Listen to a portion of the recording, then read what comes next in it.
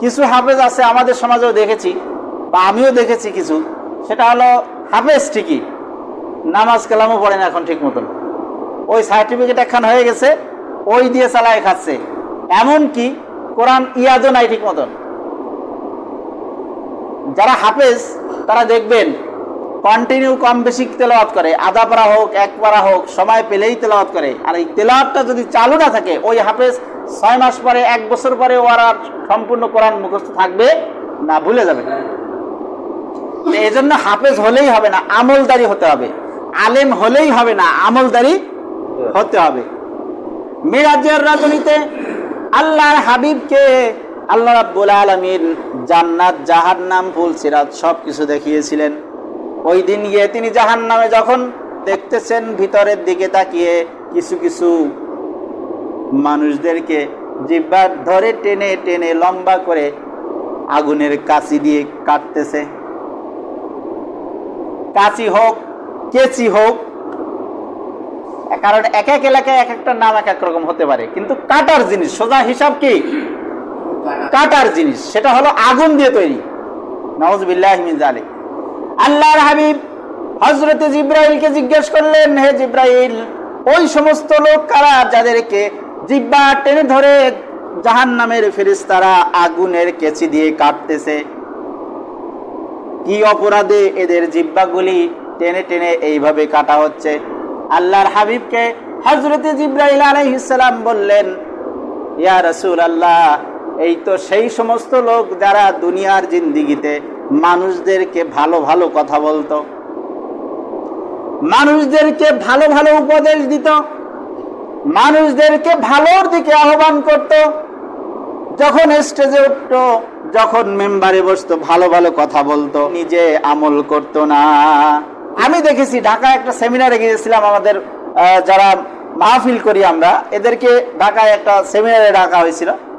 5 star হোটেলে থাকতে দিলেন, আমি এবং আর 2 জন। কথা প্রসঙ্গে বলছি, এটা কোনো কাউকে হেয় প্রতিপন্ন করার জন্য নয়। 3 জনকে দিল এক রুমে, ফজরের নামাজে বাকি 2 জনকে আমি শত চেষ্টা করে উঠাতে পারিনি।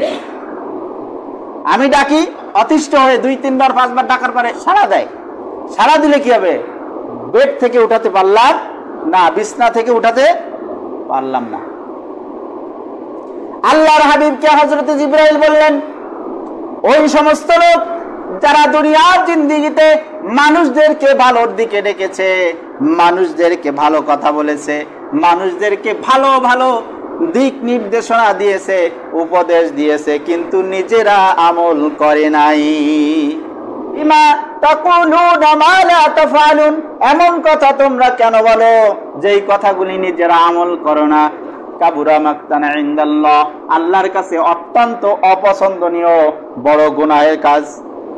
আন তাকুলু মা লা তাফআলুন, এমন কথা যা নিজেরা আমল করো না কিন্তু মানুষদেরকে বলো। আল আলিমু বিলা আমালিন, একজন আলেম, একজন জানলেওয়ালা আলেম, কিন্তু শুধু মাদ্রাসায় পড়া শর্ত না। আলেম মানে জানলেওয়ালা, যে জানে। আপনিও ভালো জানেন, যদি আপনি আলেম, যেটুক জানেন সেই ব্যাপারে আলেম। যে যতটুকু জানে সে ওইটুকুই আলেম। আল্লাহ আলিমু বিলা আমালিন, এমন আলেম আমল ছাড়া যে কাজ করে না, বাস্তবায়ন করে না। কাশাজারু বিলা সামারিন, ওই গাছের ন্যায় যে গাছে ফলবৃক্ষ, কমলা গাছ, কলা গাছ, আম গাছ, লিচু গাছ, কাঁঠাল গাছ, এই ফল ফলাদি যে সমস্ত গাছে হয়, ওই গাছটি আপনার বাগানে যতক্ষণ থাকবে, যদি ফল না দেয়, পর্যাপ্ত বয়স হওয়ার পরে যদি ফল না দেয়, তাহলে আমি কি করি? কেটে ফেলে দেই।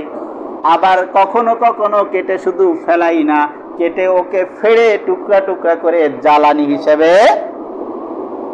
জাল আলিমু বিলা আমালিন, ওই আমলবিহীন আলেমটা হলো ওই ফলবিহীন গাছের মতো। ফলধর গাছ কিন্তু ফল হয় না। 2 বছর দেখবেন, 1 বছর দেখবেন, 5 বছর দেখবেন, যদি বেশি ধৈর্যশীল হন। এরপরে কি করবেন? ফল হয় না, তোরে রাখবো কেন বাগানে?